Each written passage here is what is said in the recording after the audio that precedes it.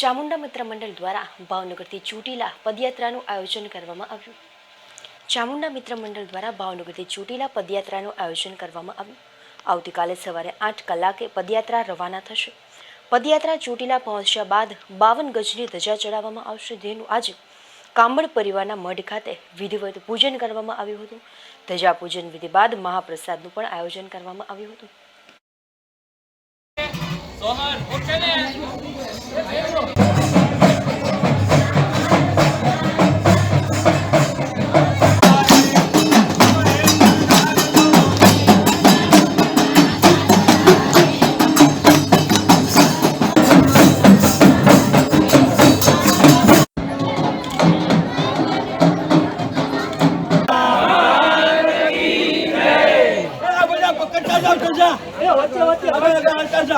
એક